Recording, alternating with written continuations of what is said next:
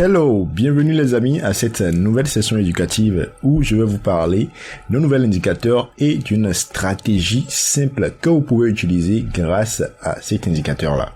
Je pense qu'on a déjà eu à parler en fait de l'indicateur moyenne mobile. Si vous n'avez pas suivi la vidéo sur les moyennes mobiles, je vous invite à la suivre pour vraiment maîtriser cet indicateur-là. Aujourd'hui, nous allons parler de l'indicateur parabolique SAR. C'est un indicateur assez intéressant et assez facile à utiliser. Déjà, c'est un indicateur de tendance, un peu comme les moyennes mobiles. Seulement que cet indicateur-là a une particularité et on va pouvoir exploiter cette particularité-là pour trader. Alors, c'est quelque chose que j'ai eu à faire il y a quelques années. C'est pas la stratégie que j'utilise personnellement actuellement. Mais pour les débutants, c'est quand même une stratégie simple qui pourrait vraiment marcher et qui pourra vous faire sortir de vos problèmes de perte. Alors, sans plus tarder, je vais rapidement commencer par ajouter l'indicateur parabolique SAR sur mon graphique. Donc, insertion, indicateur, trend, tendance et en bas ici, vous avez parabolique SAR. Je clique. Ok, alors voilà donc l'indicateur parabolique SAR. Vous voyez donc à chaque fois en fait qu'on passe dans un mouvement baissier, on a l'indicateur qui change de côté. Donc quand l'indicateur est au-dessus des bougies, alors là on est dans une phase baissière, et quand l'indicateur est en dessous des bougies, on est dans une phase haussière. C'est si simple que ça. Alors lorsque vous avez l'indicateur qui est par exemple dans une phase haussière et qui a une bougie en fait qui casse le mouvement de l'indicateur comme ce qu'on a à ce niveau-ci, donc on a ce mouvement-là qui représente une phase haussière étant donné que l'indicateur est en dessous, et sur cette bougie en fait on voit que il y a une rupture en fait à ce niveau-ci. Donc on n'a plus de point ici pour montrer en fait la suite du mouvement haussier. Donc il y a une rupture à ce niveau-ci. Cette rupture en fait est généralement un signal d'entrée en position. Si vous êtes trader, quand vous allez voir cette rupture, vous devez normalement entrer en position. Donc dans ce cas-là, ce sera un trade à la vente. Alors, est-ce que ce serait bien en fait d'utiliser l'indicateur n'importe comment, donc qu'on soit en tendance haussière ou qu'on soit en tendance baissière, qu'on achète ou qu'on vend? Non. La stratégie que moi je vais vous apprendre avec cet indicateur est une stratégie très facile à utiliser.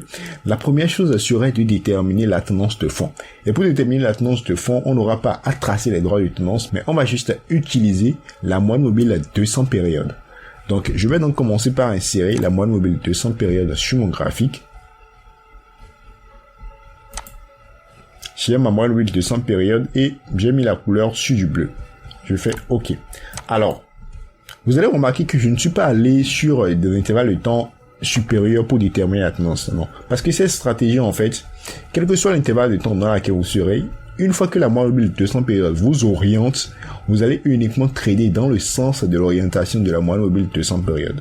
Dans ce cas ici, on voit que la moyenne mobile de 200 périodes est au-dessus des prix. Donc, on est en dessous de la moyenne mobile de 200 périodes. Ce qui veut simplement dire qu'on est baissier actuellement. Donc, tous les trades qu'on va prendre sur Euro-USD, parce que je suis sur le graphique de l'Euro-USD en H4, tous les trades qu'on va prendre en H4, je précise en H4, sur Euro-USD, ce sera uniquement des trades à la vente. C'est bon? Donc, pour prendre ces trades à la vente, qu'est-ce qu'on va faire? On va juste attendre les fois où il y aura rupture à ce niveau-ci. Par exemple, à ce niveau-ci, on serait entré en position à la vente. Sur cette bougie, on serait entré en position à la vente. Sur cette bougie, on serait entré en position à la vente. Donc, à chaque fois qu'il y aura de rupture, nous, on va entrer en position à la vente. Je sais pas si vous avez compris. Donc, première chose, en fait, c'est mettre la moyenne mobile de 200 périodes pour regarder l'orientation des prix. Les prix sont orientés à la baisse, la moyenne mobile est au-dessus des prix. Ce qui nous amène à dire qu'on va uniquement prendre des trades à la vente en utilisant la stratégie liée au parabolique SAR. Donc, si par exemple, on voit qu'il y a une phase haussière, on va attendre qu'il y ait rupture de cette phase haussière pour entrer en position à la vente. C'est uniquement sur les ruptures qu'on va entrer en position à la vente. On ne va pas vendre. Par exemple, à ce niveau-ci, on ne va pas vendre. Donc, quand il y a la rupture, vous allez voir qu'il y aura un point qui va sortir. Donc, après la rupture, on va pas entrer en position sur la bougie de la rupture, bien sûr, parce qu'on va attendre que cette bougie-là clôture d'abord. Donc, c'est la bougie qui va suivre la rupture en même temps. C'est sur cette bougie-là qu'on va entrer en position à l'avant. Donc, on vend là. Alors, si vous vendez, comment est-ce que vous allez placer, en fait, vos stop loss, votre take profit? Pour placer le stop loss et le take profit, c'est une méthode tout simple. Déjà, en ce qui concerne le stop loss, on va juste utiliser les sommets précédents ou les creux précédents. Dans notre cas ici, à cette rupture-là, on va mettre notre stop loss au-dessus de ce sommet-là. à cette rupture, on va mettre le stop loss au-dessus de ce sommet-là. À cette rupture, par exemple, on va mettre le stop loss au-dessus de ce sommet-là. Alors, comment est-ce qu'on va maintenant pouvoir placer le take profit? Parce que le stop loss, c'est totalement facile à placer. Tout le monde sait comment placer le stop loss en fonction du mouvement qu'on a pris. Si c'est un mouvement aussi qu'on a pris, on cherche le creux précédent, on met le stop loss en dessous du creux. Si c'est un mouvement baissier, on cherche le sommet précédent, on met le stop loss au-dessus du sommet. Alors, comment est-ce qu'on va donc pouvoir placer nos take profit en fonction du mouvement? On va utiliser les extensions de Fibonacci. Alors, les extensions de Fibonacci, c'est assez simple à utiliser. Je ferai plus tard une vidéo sur Fibonacci ou bien un cours complet même sur le système Fibonacci où on va voir retracement de Fibonacci, extension de Fibonacci et bien d'autres. Ce qu'on va utiliser aujourd'hui, c'est les extensions de Fibonacci. Pour l'utiliser, il suffit en fait de venir sur insertion, Fibonacci, et vous allez voir en fait expansion. Ici c'est expansion, parfois vous allez voir extension ou un prolongement.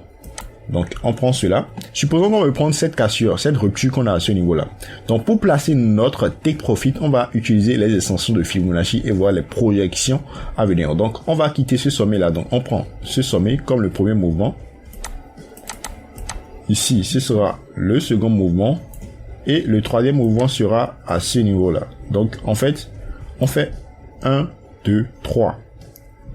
On prend le mouvement de départ, on prend la phase de correction pour maintenant aller chercher les points futurs qu'on pourrait aller toucher en fait, c'est-à-dire les objectifs qu'on pourrait atteindre sur le long terme. Donc c'est une projection en fait des mouvements à venir que les extensions de Fibonacci nous donnent. Donc je fais OK, donc je vais changer la couleur. Donc alors, lorsque vous allez placer vos extensions de Fibonacci ou expansions de Fibonacci, notre premier objectif sera les 100. Donc quand on va entrer en position, TP1 sera égal à 100 au niveau de l'expansion de Fibonacci. Et le TP2 sera les 161.8 au niveau des expansions de Fibonacci. Donc objectif 1 égale à 100 et objectif 2 égale à 161.8. J'espère que vous avez compris.